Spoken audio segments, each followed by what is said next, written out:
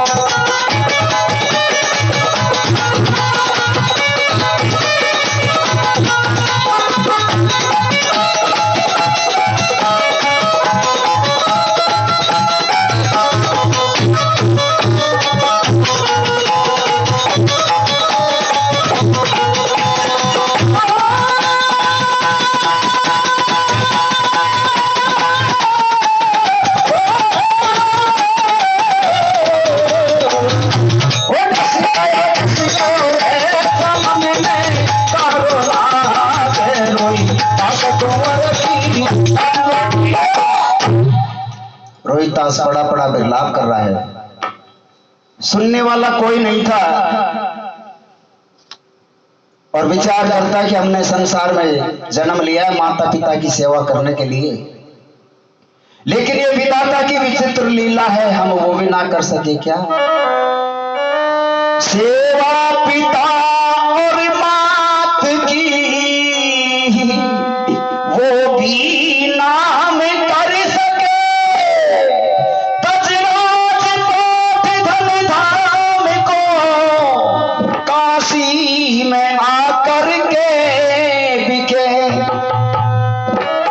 मैया सुनेगी जब मेरी, रोएगी लग लग कर गले, लेकिन लिखी कर तार ने वो तारे से भी ना डरे। विचार करने का रोहतास कि मेरी मैया जब सुनेगी तो बहुत गले लग लग करके रोएगी, लेकिन ये विधाता की विचित्र लीलाएं कोई टार नहीं सकता।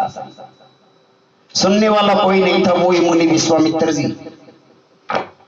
दोबारा से ब्राह्मण का वेश बनाता है और काशी में जाकर के कैसे आवाज लगाता है, और एक विप्र ने जाटेरी तारा अभिलाषी आई है, एक विप्र ने जाटेरी तारा अभिलाषी नारी है, एक विप्र ने जाटेरी तारा अभिलाषी नारी है, एक विप्र ने जाटेरी तारा अभिलाषी नारी है। गयो काऊ को लाल बाग में खाए गयो मन धारी है, गयो काऊ को लाल बाग में खाए गयो मन धारी है, गयो काऊ को लाल बाग में खाए गयो मन धारी है, गयो काऊ को लाल बाग में खाए गयो मन धारी है। मुख से भैया मुख से तो निकले रहे जाए, पर की धनूली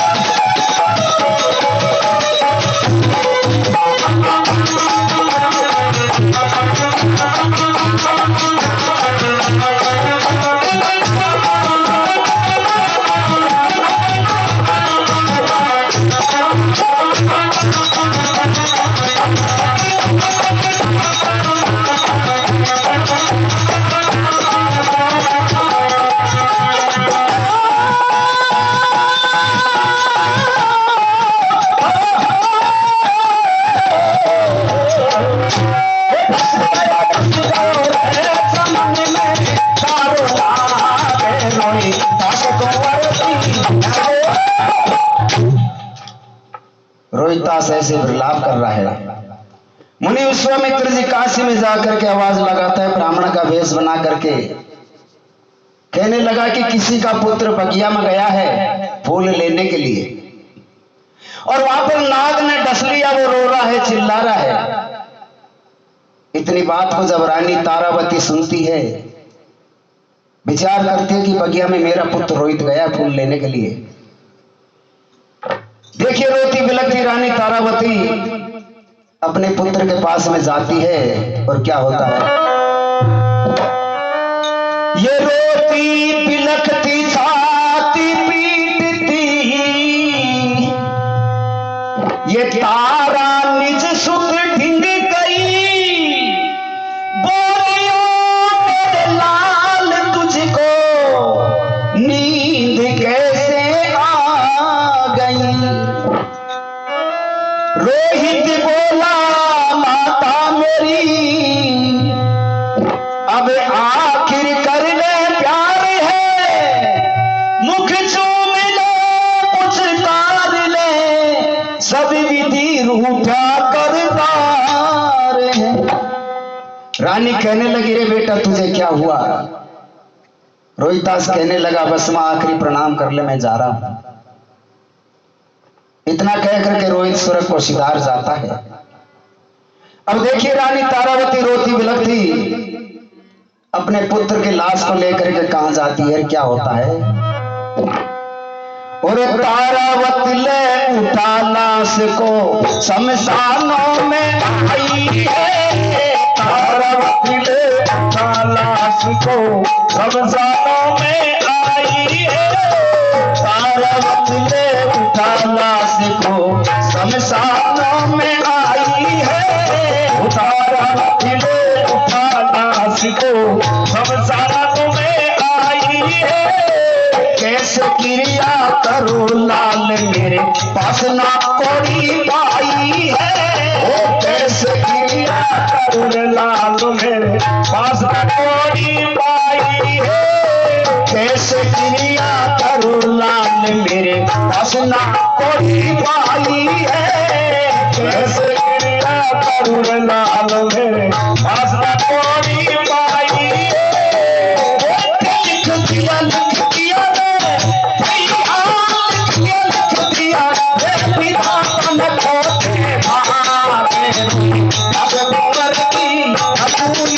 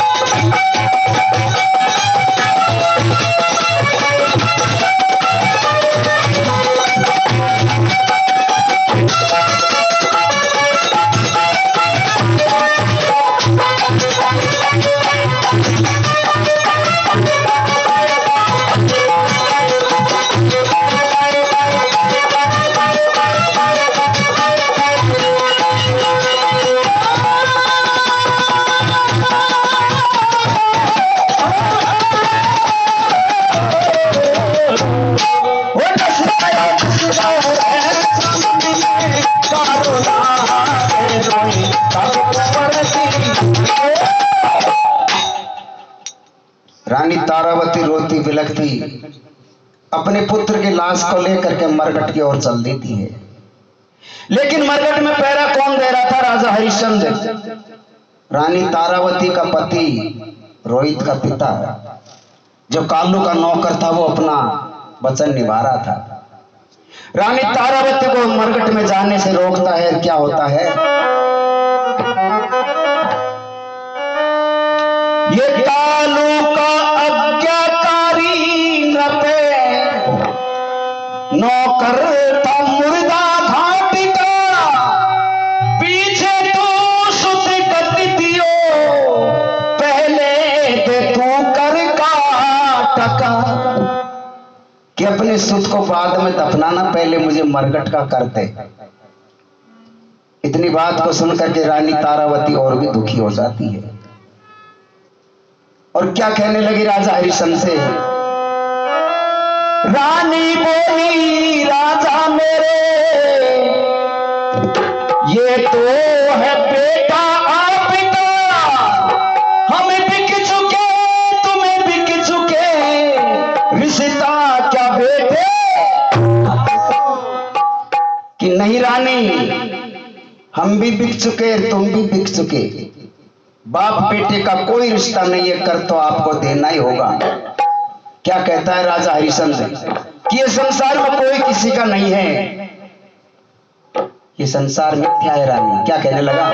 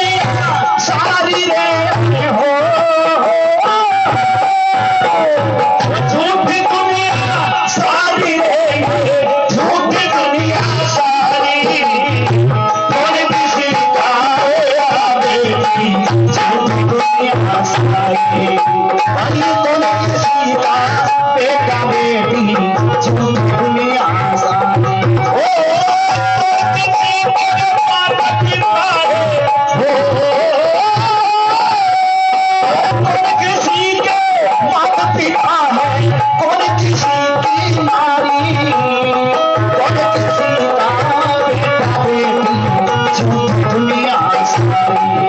अरे कौन किसी का बेटा बेटी, झूठी दुनिया सारी। कहने लगा राजा हरिश्चंद्र की कोई किसी का माता पिता नहीं है, ये सारी झूठी दुनिया है। कर तो आपको देना ही होगा रानी, और करके बगैर तेरे बेटे का दाग भी नहीं लगेगा। क्या कहने लगा? और एक कर बिन लागे ना हो रानी, कर बिन लागे ना बेटे तेरे का दाग, अकबर की असूली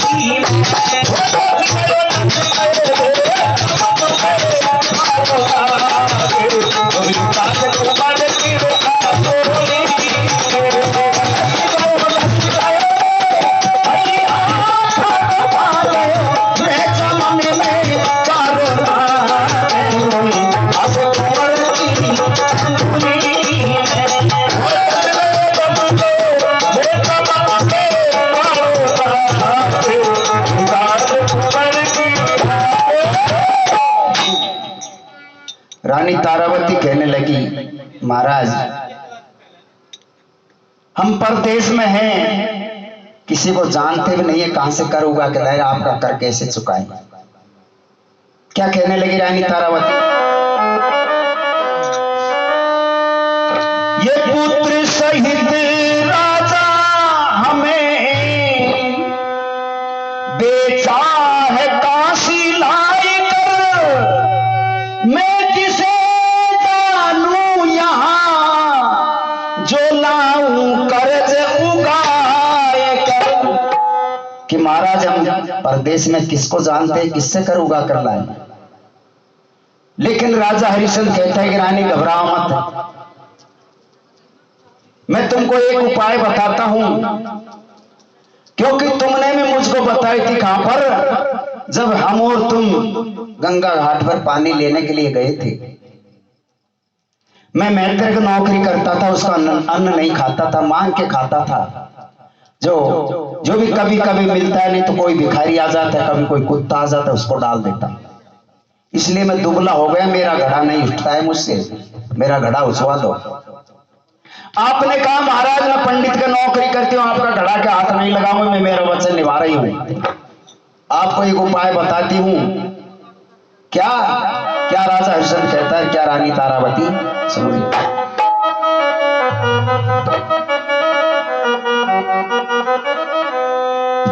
ओ रानी माने तो,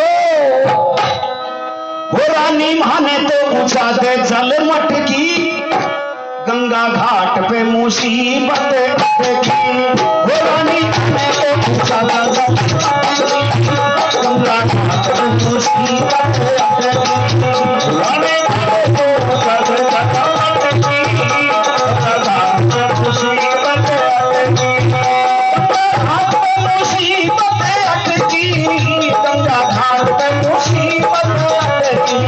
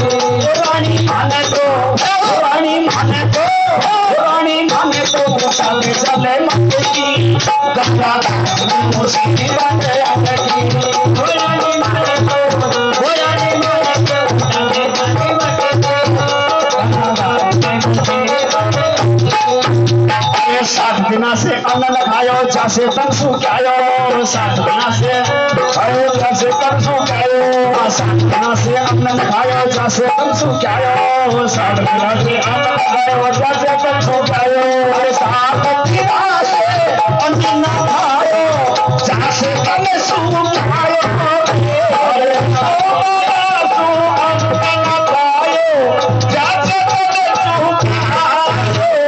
7 दिना से अन्न न खायो जासे तन सुखायो 7 दिना से अन्न न खायो जासे तन सुखायो दुर्बल भयो शरीर के नाय दुर्बल भयो शरीर के अब नाय जाए कराओ उठायो प्यारी बात जिगर में अटकी गंगा घाट में मुसीबत अटकी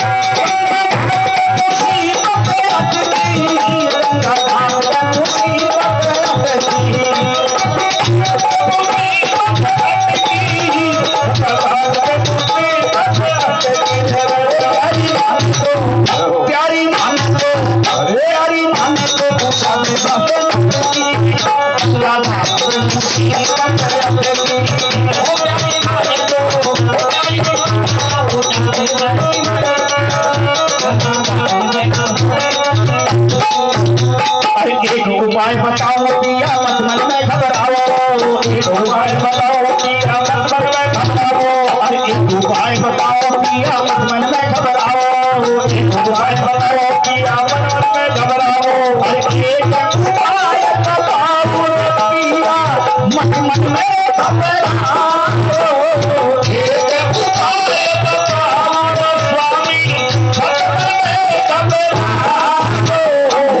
उपाय बताओ पिया मन में घबराओ उपाय बताओ स्वामी मन में घबराओ अटकनीर में जाके स्वामी अपना धरो उठाओ इतनी कहकर काला सटकी गंगा घाट मुसीबत उठेगी प्यारी माने तो पूछते चले मटेगी गंगा घाट मुसीबत उठेगी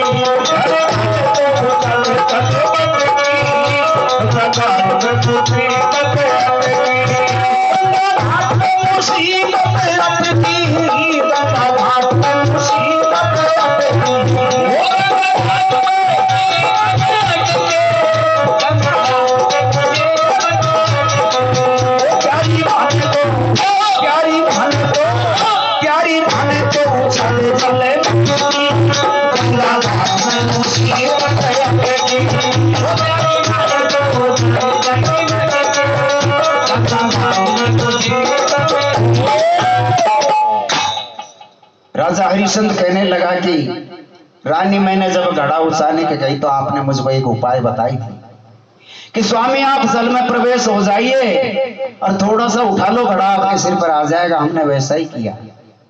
इसी प्रकार रानी मैं भी तुमको एक उपाय बताता हूं कि आपके पास में जो साड़ी है आदि को होड़ लीजिए, आदि का कफन बना करके ये लाला को उड़ा लीजिए और ये कफन के द्वारा मैं मेरा कर चुक लूंगा। रानी तारावती ने वैसा ही किया। क्या आदि सिसर की फाड़ साड़ी रानी ने कर में दे गई, सत्यवादी हरिश्चंद ने साड़ी को कर में ले ली। और क्या अरे भाग बने हुए उसी के जिसने सत्य नहीं हारा है। भाग बने हुए उसी के जिसने सत्य नहीं हारा है। भाग बने हुए उसी के जिसने सत्य नहीं हारा है। भाग बने हुए उसी के जिसने सत्य नहीं हारा है। सत्य के कारण हरिश्चंद्र भी हुआ प्रभु को प्यारा है। सत्य के कारण हरिश्चंद्र भी हुआ प्रभु को प्यारा है। सत्य के कारण हर्ष चंद भी हुआ प्रभु को प्यारा है। उस के कारण हर्ष चंद भी हुआ प्रभु को प्यारा है। वो तीनों तीनों